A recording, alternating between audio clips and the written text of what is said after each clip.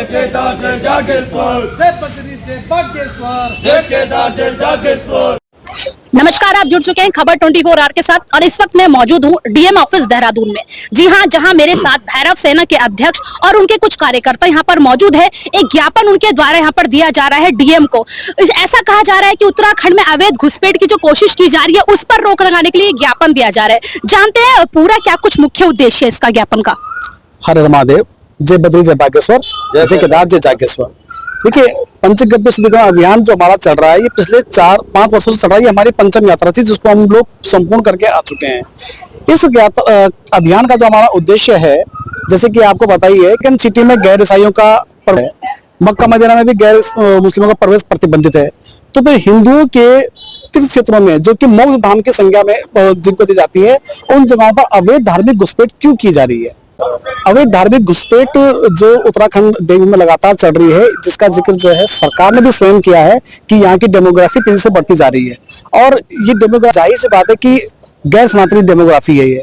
आज ये मतलब ये कि जिनका सनातन धर्म में कोई आस्था नहीं है, जिनका कोई विश्वास नहीं है, आज वो लोग जो है बड़े तीर्थ क्षेत्रों में जो है व्यापार भी कर रहे हैं और कुछ इस तरह की गतिविधियां भी की जा रही है जिनके द्वारा लगातार संघर्ष की स्थिति बनी हुई है। इसीलिए पंचगव्य का जो आचमन की हम लोग मांग कर रहे हैं, उस पंचगव्य को जो है गोमूत्र, दूध, दही, घी और गंगा जल के उससे मतलब बराबर के अनुपात से बनाया जाता है, जिसको कि सनातन धर्म में, हिंदू धर्म में बहुत ही पवित्र माना जाता है। और कहा जाता है कि इसके आचमन से किसी भी मतलब अशुद्धि में गया व्यक्ति वो शुद्ध हो जाता है। और इसीलिए हम चाहते हैं कि जो भी व्यक्ति वहां प्रवेश करे, चाहे किसी भी जाति धर्म संप्रदाय का हो, अगर वो हमारे मान बिंदुओं के आधार पर वहां प्रवेश करता है तो हमें कोई आपत्ति नहीं है, पर पंचगव्य का आचमन अनिवार्य होना चाहिए। सिर्फ उत्तराखंड के अंदर घुसपैठ की बात चल रही है कि आपने अभी जो बात कही कि पंचांग के अंदर नहीं घुसना चाहते? देखिए, उत्तराखंड को देवभूमि का दर्जा मिला हुआ है। अन्य किसी राज्य के आगे देवभूमि का शब्द सुना आपने? उत्तर प्रदेश में देवभूमि नहीं लगता, हिमाचल में क्या कहते हैं, हरियाणा में नहीं लगता, पंजाब में लगता, सिर्फ उत्तराखंड होता है। तो हम फिलहाल उत्तराखंड की बात करें, क्योंकि उत्तराखंड के कण कण में कहते हैं कि देवी देवता विराजमान है। यहाँ पर हर जगह पर एक बड़े बड़े सिद्ध पीठ, शक्तिपीठ और बड़े बड़े मोक्ष धाम है। और इसीलिए हम चाहते हैं कि इसका शुरुआत जो है उत्तराखंड से हो जाए। जैसे कि यूसीसी का शुरुआत भी उत्तराखंड से हुई थी, वैसे ही हम चाहते हैं कि पंचगव्य की शुरुआत भी उत्तराखंड से ही हो। अच्छा, ये कौन लोग हैं जिनके घुसपैठ की बात कर रहे हैं? कौन लोग हैं? देखिए, ये कोई भी लोग हो सकते हैं और ये किसी भी जाति धर्म कुछ भी हो सकता है। ऐसा नहीं है कि कोई भी पर्टिकुलर। हमने ये कहा है कि सिर्फ आइए, हम किसी को मना नहीं कर रहे हैं, लेकिन हमारे एक मान बिंदु है। आप हमारे मान बिंदु पूरे कीजिए, उसके आधार पे आप हमारे मोक्ष धाम में आइए। आप क्योंकि देखिए, सनातन धर्म ही एक ऐसा धर्म है जो कि सबको कहता है कि सब उन्हीं से निकले हैं या सब उसी के अंग हैं, अंश हैं। तो हम भी ये मानते हैं कि कोई बात नहीं, अगर आप मुस्लिम भी हैं, आप सिख भी हैं, आप ईसाई भी हैं, हमें कोई आपत्ति नहीं है, आपको आइए। लेकिन एक मांग बिंदु, जैसे कि हमने पंचगव्य का ये आचमन अनिवार्यता करी है, तो ये करके आप आ सकते हैं, हमें कोई वो नहीं है। कब से हुई इसकी शुरुआत जो चल रहा है ये पंचगव्य का?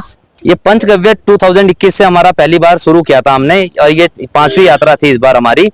हम ये चाहते हैं कि शासन आदेश उत्तराखंड में नहीं, अपितु पूरे ऑल ओवर इंडिया में ये हो कि जो भी हमारे मठ मंदिरों में प्रवेश चाहता है, चाहे वो किसी भी धर्म जाति का हो, हमें उससे कोई मतलब नहीं है, लेकिन हमारे मान बिंदु के आधार पर जाए और मर्यादित वस्त्र पहने और पंचगव्य का आचमन के उपरांत ही हम उसे प्रवेश वर्जित किया जाए। ये शासन आदेश अगर जिस दिन सरकार कर दे तो ऐसा हम लोगों को कभी फिर आना ही नहीं पड़ेगा, ऐसी यात्राएं नहीं होंगी। लेकिन हाँ, ये मैं पहले जैसे हमारे अध्यक्ष जी ने बताया कि ये एक उद्गम स्थली है। आप देखिएगा कि पानी से लेके, ज्ञान से लेके सब चीज का ये सर्जन यहीं से होता है। ये उत्पन्न उद्गम स्थल यही है यहाँ पे। तो यहाँ से जब उत्पन्न होता है तो कोई चीज लास्ट कन्याकुमारी तक जाती है। तो इसीलिए हमने ये पहला किया है कि हम इसमें पहली आपने पंचगव्य यात्रा यहाँ से एक ज्ञान का स्रोत माना गया है, तो हम ये ज्ञान के स्रोत के ही तहत हमने ये भी कहा है कि यहाँ से जो बात निकलेगी तो वो कन्याकुमारी तक जरूर जाएगी। और अगर इसमें अगर प्रशासन हमारी कोई मदद नहीं करता है या कोई इम्प्लीमेंटेशन नहीं करता है इस प्रस्ताव पे, तो हम आने वाले समय में हम अपने भैरव सैनिक ही खड़े होकर लोगों को पंचगव्य का आचमन करवाएंगे, तभी मंदिर में जाने देंगे। धन्यवाद। नियमावली क्या है आपके हिसाब से, क्या होनी चाहिए? देखिए, नियमावली हर जगह की होती है। देखिए, मुस्लिम समुदाय की अपनी नियमावली है। कोई हिंदू अगर किसी मुस्लिम धर्मस्थल पर जाता है तो वहाँ के मान बिंदुओं के आधार पर जाता है। आपने देखा होगा कि वहाँ पे सर ढक के जाते हैं या वहाँ के हिसाब से जाते हैं। कल्याण शरीफ में मैंने देखा कई लोग जाते हैं। वैसे ही आप अगर सिखों के धर्मस्थल पे जाओगे तो वहां पे भी कपड़ा बांधकर वहीं पे कपड़े पड़े होते हैं। सिर्फ हिंदुओं के धर्मस्थल पर इस तरह से अवैध धार्मिक घुसपैठ करना मुझे लगता है ठीक नहीं है, और इसी कारण जो है लगातार यहाँ पर जो है सांप्रदायिक माहौल खराब होता रहता है।